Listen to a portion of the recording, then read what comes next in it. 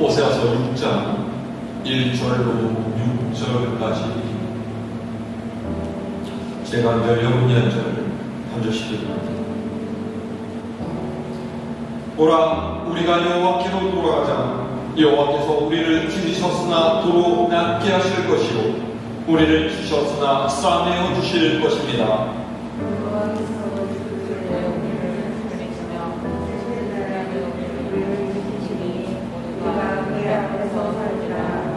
그러므로 우리가 여호와를 알자. 힘써 여호와를 알자.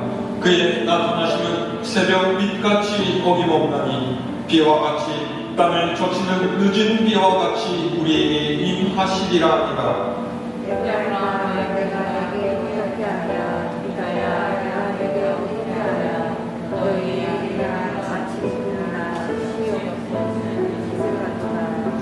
그러므로 내가 선지자들로 그들을 치고 내 입의 말로 그들을 죽였노니 내 심판은 비처럼 나오느니라.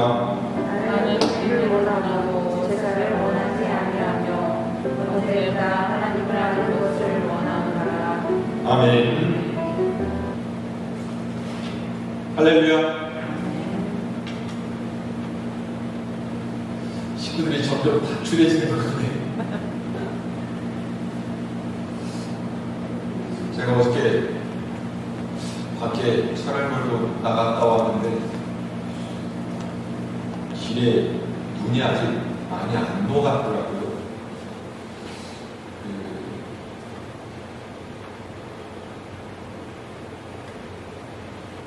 어디 병원인지 모르겠는데 군산상고 앞으로 이렇게 쭉 넘어가서 성심병원 그쪽으로 가는 길 가다 보니까 길에 눈이 안 녹아서 굉장히 좀 조심스럽게 왔는데 아마 아직도 눈 때문에 도로 사정이 안 좋아서 많은 분들이 오시지 못하는 것 같습니다. 그래도 우리 마음과 정성을 다해 하나님께 예배하는 이 시간이 될 수 있기를 바랍니다. 백로 아시죠? 날아다니는 새우. 백로 한 마리가 바닷가 뻘밭에 빠졌습니다. 너무나 깊이 빠진 터라서 아무리 힘을 써도 다리를 빼낼 수가 없었어요. 그래서 이 궁리 저 궁리를 하다가 마침내 좋은 생각이 떠올랐습니다. 아 그래, 나에게는 긴 부리가 있잖아. 이걸로 바닥을 뒤태내서 다리를 빼내면 되겠다. 그래서 백로는 부리를 뻘밭에 박아놓고서 그것을 의지해서 다리를 빼냈습니다. 그런데 난감한 일이 생겼어요. 다리는 뻘에서 빠져나왔는데 이번에는 부리가 빠지지를 않는 거죠. 그러자 다른 생각이 떠올랐습니다. 백로가 어떻게 했겠어요? 다리를 뻘에 집어넣고서 힘을 써서 부리를 뽑아낸 거죠. 근데 이게 무슨 소용이 있겠습니까? 또다시 다리가 빠지지 않는 거죠. 사람이 인생이라는 것이 때로 이와 같습니다. 인생의 한 구미를 넘었다 싶으면 또 다른 어려움과 고난을 만나게 되죠. 이런 상황을 만날 때 우리는 운명을 탓하고 하늘을 원망합니다. 하늘도 무심하시지. 사람의 생각으로 이해되지 않는, 사람의 능력으로 넘어설 수 없는 현실의 벽에 부딪혔을 때 우리는 이렇게 탐식하곤 합니다. 그리스도인들에게 가장 좋아하는 시편이 뭐냐고 물어보면은 아마도 많은 이가 시편 23편을 꼽을 거예요. 여호와는 나의 목자시니 내게 부족함이 없으리로다. 이 시를 쓴 다윗은 우리를 푸른 풀밭에 눕게 하시고 쉴만한 물가로 인도하시는 하나님이 나의 목자가 되신다라고 고백을 하고 있습니다. 우리가 이 시를 읽으면 굉장히 평화로운 전원의 풍경을 연상할 테지만 사실 이 당시 다윗이 처한 상황은 그와는 반대였습니다. 그는 자신이 사망의 음침한 골짜기로 다닌다라고 했고 원수의 목전에 있다라고 했어요. 그러니까 이것이 믿는 이들이 살아가는 현실입니다. 죽음의 그늘 골짜기를 통과해 가야 하는 것이 우리의 인생이라는 말이죠. 살면서 시련을 만나고 실패를 겪고 사랑하는 이와 헤어지고 질병 때문에 괴로워하는 것이 이 땅을 살아가는 모든 이의 삶입니다. 거기다가 1등이 되기를 요구하는 사회 속에서 우리는 끝나지 않는 인생의 경쟁 속에 다름박질해야 합니다. 그리고 그 경쟁에서 뒤떨어지게 되면 그 사람은 패배감을 안고 살아가야 하죠. 살면 살수록 인생의 쓴맛을 알아갈수록 우리 삶의 자리는 어느새 죽음 그늘 골짜기가 되어가고 있다라는 이야기입니다. 그럴 때 우리가 부르짖죠. 하나님께서 도대체 어디에 계십니까? 왜 나를 도와주지 않으십니까? 그런데 이때 우리가 잊지 말아야 할 것이 있습니다. 하나님께서는 우리가 아무런 힘겨움 없이 안락하고 평탄한 길을 걷게만 하시는 그런 분이 아니십니다. 시련과 아픔 속에서 우리가 소망을 잃지 않고 고통과 상실감 속에서도 그것에 지배당하지 않도록 지키시는 분이 우리 하나님이십니다. 문제 없는 인생을 살아가는 이는 아무도 없습니다. 중요한 것은 그 문제를 딛고 일어서는 힘이 있느냐, 그 힘을 어디로부터 찾을 것이냐라고 하는 거예요. 하나님 없이 살아가는 사람들은 그 힘을 세상의 것들로부터 찾습니다. 세상의 권세나 돈이나 명예나 인기 같은 것들로 그 힘을 대체하려고 하죠. 하지만 그것은 참된 힘이 아닙니다.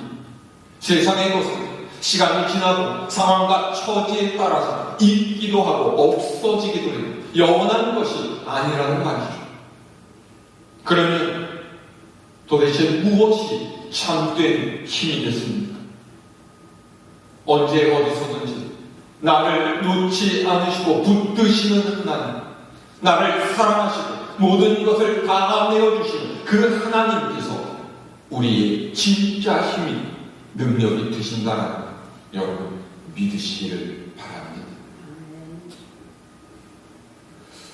오늘 성경 말씀은 호세아 선지자가 전한 하나님의 말씀입니다. 주전 8세기에 북이스라엘에서 활동했던 호세아 선지자는 이 죽음의 그늘 골짜기에서 벗어나지 못하는 이스라엘 백성들에게 하나님께로 돌아가자고 부르짖었습니다.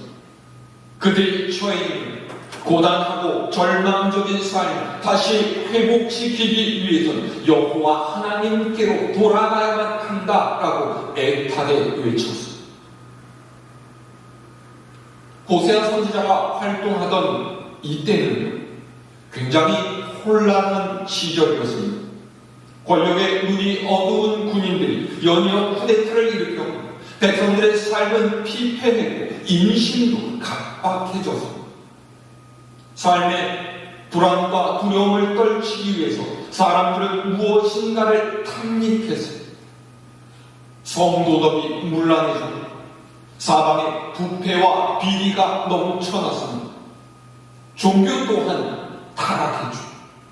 사람들은 하나님께 제사를 드리면서도 이방 신들 앞에 엎드리기를 서슴지 않았습니다. 거룩하게 살아라, 그렇게 요구하시는 하나님의 말씀을 따라야 한다라는 것을 알고 있으면서 다른 한편으로는 언제든 자기들의 욕구를 만족시켜 주겠다라고 하는 우상들을 찾아갔던 것. 중심이 무너지면 다른 것들도 연달아 무너지게 마련입니다. 신앙생활이란 삶의 중심을 세우고 그것을 따라서 살아가는 과정입니다. 예수님께서는 값진 진주를 발견한 후에 그것을 사기 위해서 자기가 가진 모든 것을 처분하는 상인의 이야기를 해주셨죠. 사도 바울은 예수님을 알고 난 후로는 이전에 귀하게 생각했던 것들을 모두 배설물처럼 여겼다라고 했습니다. 우리가 인생에서 이리저리 갈짓자걸음을 걷는 것은 중심이 제대로 잡혀 있지 않기 때문입니다. 이 당시 이스라엘 백성들도 그랬습니다. 하나님께서는 중심 없이 흔들리는 이들을 달래시기도 하고 꾸짖기도 하셨지만 이스라엘 백성들은 돌이키지 않았죠. 그래서 하나님께서는 그들을 징계하셨고 쓰디쓴 인생의 고통 속에서 하나님을 바라보게끔 하셨습니다. 자, 오늘 말씀 한 장 전에는 5장 15절에서 하나님께서 이렇게 말씀하시는, 우리 함께 찾아서 읽어볼까요? 호세아 5장 15절의 말씀입니다. 시작. 그들이 그 죄를 뉘우치고 내 얼굴을 구하기까지 내가 내 곳으로 돌아가리라. 그들이 고난받을 때에 나를 간절히 구하리라. 아멘. 이 말은 하나님께서 이스라엘을 떠나셨다라는 거예요.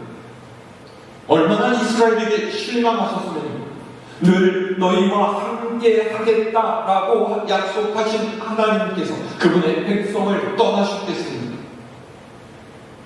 그러니 이제는 하나님께서 계신 그곳으로 이스라엘이 찾아가야 할 차례입니다.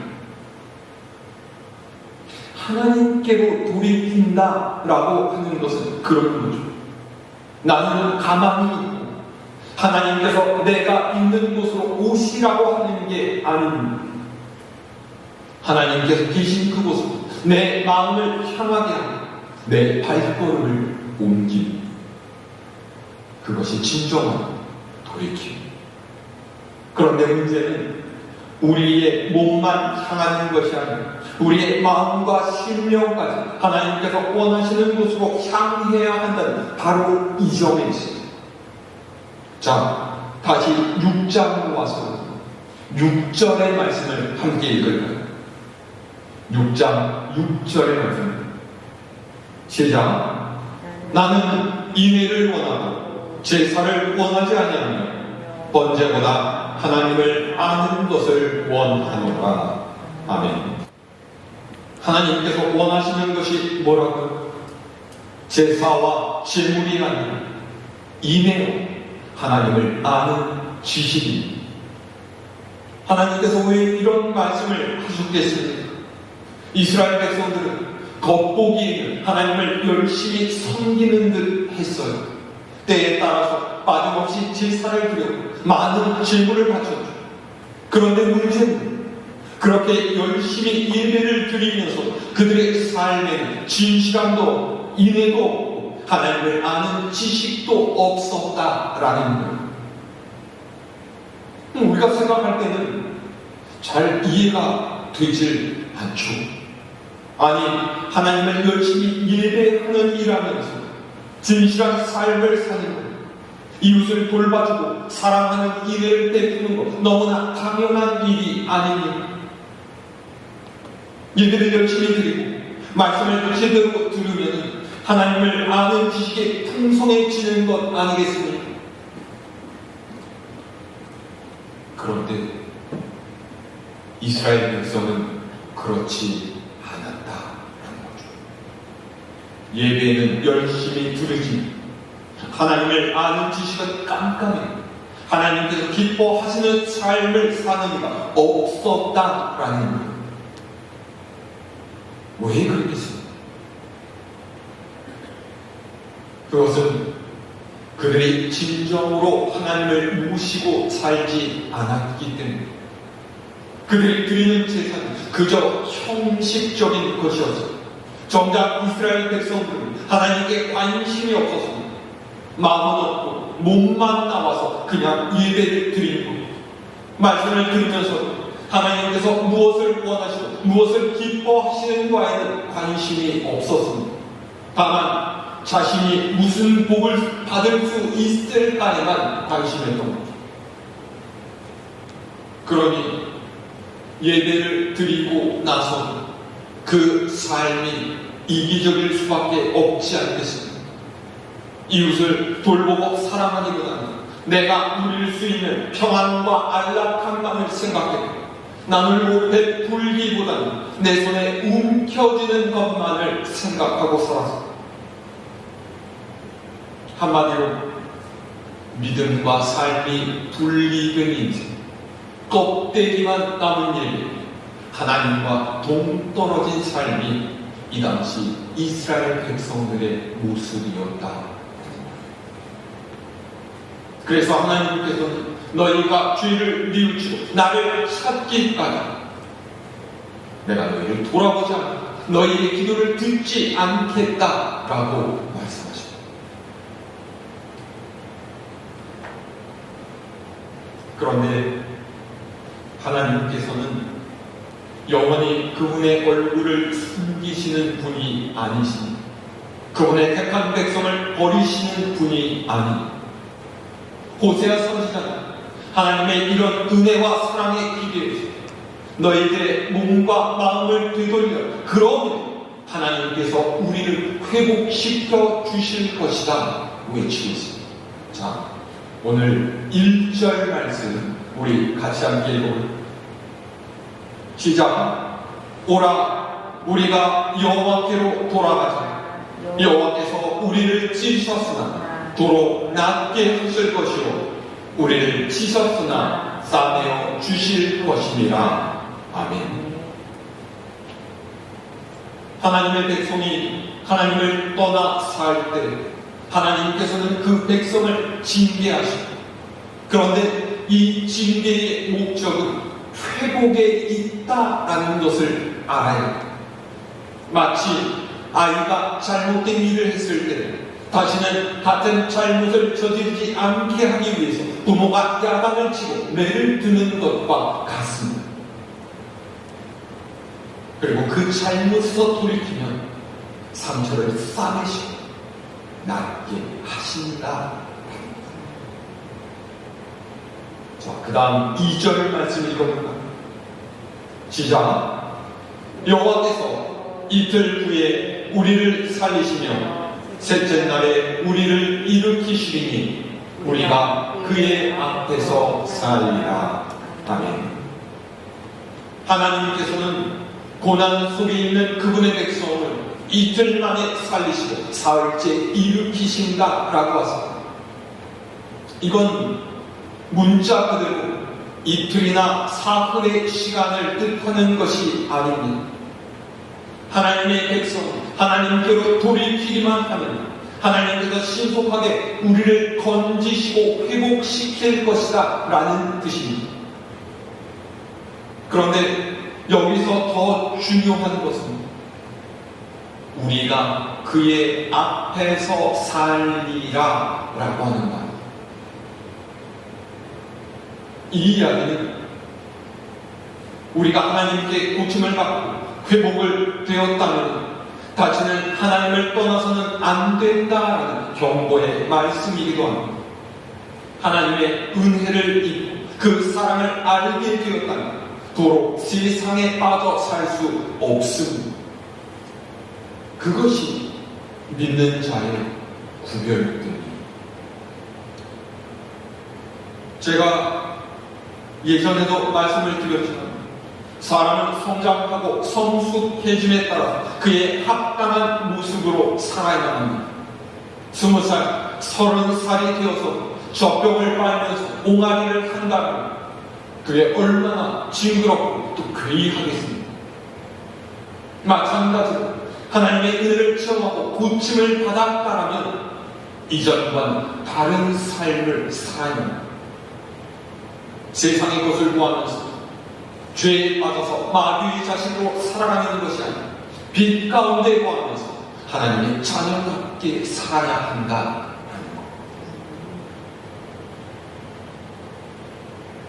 그런데 사실 그렇게 살아가는 것은 만만한 일이 아닙니다. 예전에도 말씀드렸다시피 사람은 이기적인 죄성을 갖고 있는 존재이기 때문입니다. 보세요. 이스라엘 백성이 출애굽을 하고 홍해를 건넌 후까지만 해도 그들은 의욕이 넘치고 자기가 충천했습니다. 우선은 430년 동안의 종살이에서 벗어나 기쁨이 굉장히 컸기 때문입니다. 출애굽을 하면서 하나님의 놀라운 기적을 체험했기 때문에 우리에게 거칠 것이 무엇이 있어야 하면서 금방이라도 가나안에 들어가서 땅을 얻을 것처럼 자신만만했던 거죠. 그런데 광야에서 그들이 지내야 했던 40년은 그렇게 쉬운 것이 아니었습니다. 아니, 어려운 정도가 아니라 매일매일 고난의 연속이었죠. 뜨거운 태양 아래서 보이지 않는 목적지를 향해서 기약 없이 걸어가야만 했고 삶에 필요한 모든 것은 늘 부족하게만 느껴졌습니다. 그러니 날이 갈수록 이스라엘의 불평과 불만은 커져갔던 거죠.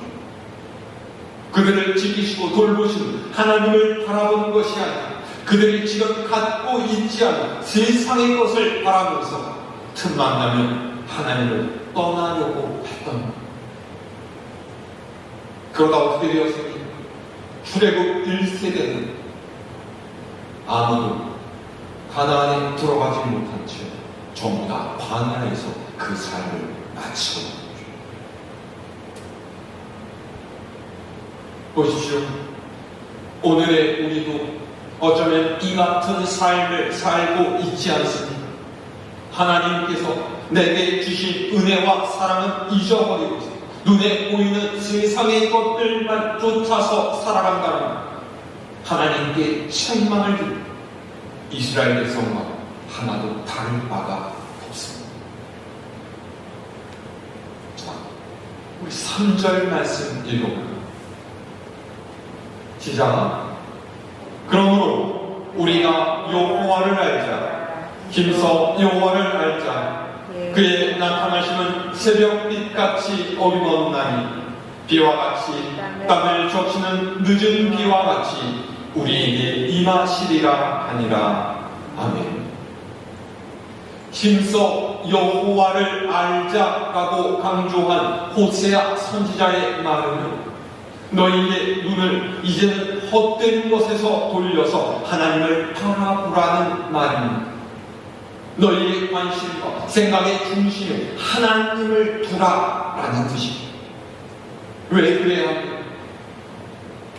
모든 것들이, 세상의 모든 것들은 변해가지만 하나님께서는 변함없이 우리를 지키시고 돌보시는 분이시기 때문입니다.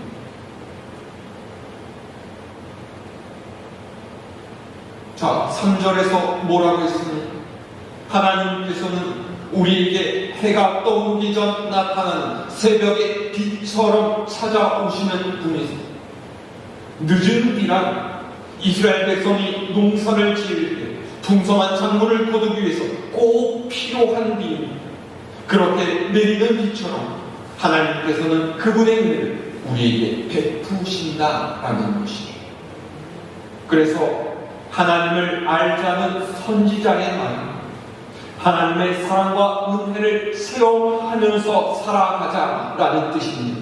그저 머리로만 알고 있는 피상적인 지식을 벗어나서 내 삶을 바꾸시고 회복시키시는 하나님의 놀라운 은총 속으로 뛰어드는 결단이 필요하다라는 것.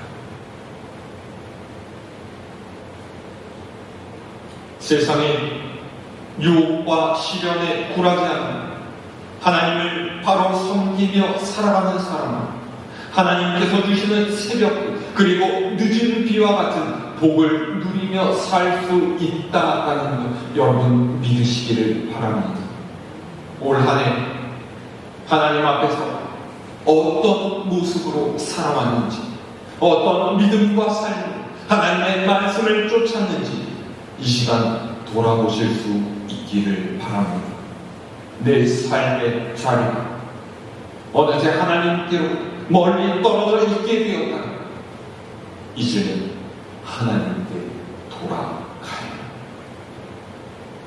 다가오는 새해에 부족한 것을 채워주시고 연약한 것을 강하게 하시니 날마다 우리의 발걸음을 선한 길로 인도하시는 하나님의 크신 주, 저와 여러분의 삶의 모든 자를 풍성하게 임하시기를 우리 주님의 이름으로 축원합니다. 내 백성이 나를 떠나 돌아섰지.